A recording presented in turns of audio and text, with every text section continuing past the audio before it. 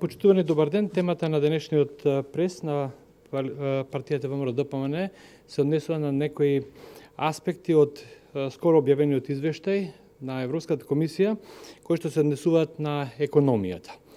Именно знаеме дека економските критериуми за пуноправно членство во Европската Унија се едни од најважните заедно за политичките критериуми и зафаќаат добар дел од она што е содржина на извештајот. Речиси сите подрачја од областта на економската и социјалната финансиската сфера. Општа констатација, читајќи го извештајот, е дека речиси нема напредок во областта на економијата во однос на извештајот кој се однесуваше за 2017 година на Европската комисија. Ние ќе укажеме овдека на неколку посериозни забелешки кои што ги има Европската комисија за македонската економија, односно за перформансите на владата на Република Македонија, предводена од господинот Заев во областта на економијата во изминатата година. Именно двата економски критериуми за влез во Европска Унија, а тоа е функционална пазарна економија и оспособеност на економијата да се носи со конкурентските притисоци на заедничкиот пазар, се далеко од тоа да бидат исполнети и Европската комисија констатира дека тука е забележан речиси незначителен напредок, што значи дека Република Македонија се уште од она што би се рекло подготвена во областта на економијата за доближување до стандардите на Европската Унија. Имено забелешките одат најмногу во областта на структурата на јавните расходи, понатаму владините политики за поддршка на предпријатијата, финансиската помош, некои структурни проблеми на економијата, некои политики на планот на растот на платите и слично. Да одиме поред.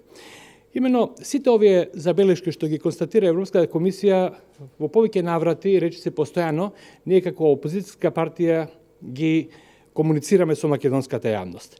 Например, една од посередните забелешки е дека е влошена структурата на јавните расходи на буџетот на Република Македонија, што значи дека капиталните расходи кои што во 2012 година беа достигнале 12% од вкупните расходи, сега се сведени на само 6%.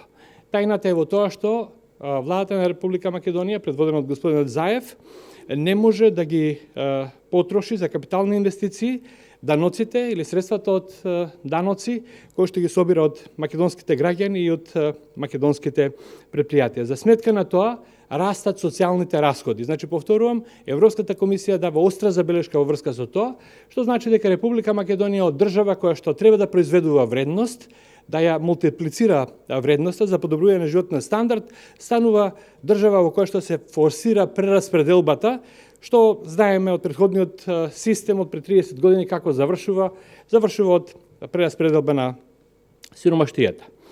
Понатаму, она што е една од основните економски политики или нешто на кое што се горде оваа влада, планот, така наречениот план за економски раст, е едно од најкритикуваните места во врска со механизмот на спроведување на тие политики во извештајот на Европската комисија. Именно таму се укажува дека е транспарентноста речиси никаква, не постои регистар на предпријатија кои што добиваат помош, за да може Комисијата за заштита на конкуренција да ја врши својата работа, да види дали на тој начин се нарушува конкуренцијата на македонскиот пазар, форсирајќи едни предпријатија за сметка на други на пазарот, а критериумите се речиси во голема мера нетранспарентни.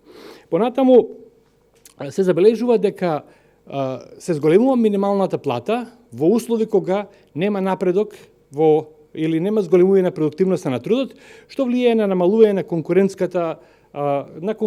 конкурентската предност или на конкурентноста на македонската економија на светскиот пазар. И не е за чудење фактот што за последниве неколку години кај нас, например, имаме многу мало намалување на јазот со просекот на Европската Унија или на земјите членки на Европската Унија, групата 28, од некаде 34% на доходот во Република Македонија во однос на просекот во 2014 година на само 37% во 2017 година.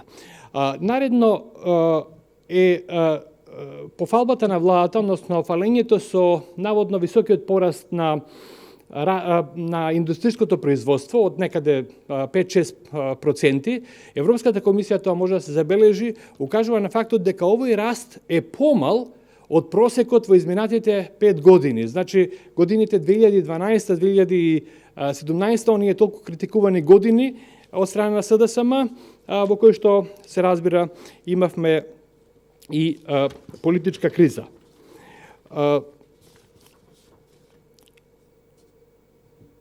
Една од критиките на кои што укажува Европската комисија за македонската економија е постоењето на неформалната економија, високиот степен на сива економија, за што мислам немаме некој концизен план од страна на владата за намалување на сивата економија.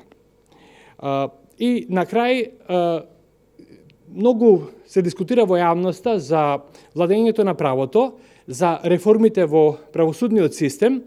Се разбира, тука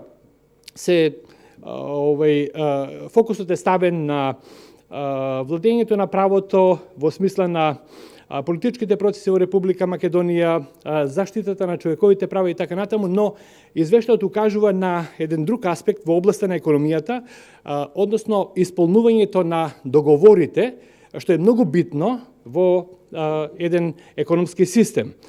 Се укажува на тоа дека кога станува збор за извршување на договорите кои што исклучуваат економските субјекти, во случаите кога ќе дојде до спор, многу тешко се доаѓа до правдата и тоа трае бескрајно долго. Значи, тука речи се нема никаков напредок и ова влијае многу неповолно на бизнисот. Значи, како што кажав и на почетокот, да заклучам, во најголемиот број на подрачја се укажува на многу слабиот прогрес, напредок на Република Македонија во извештајната година на која се осврнува извештајот на Европската комисија во областа на економијата. Благодарам.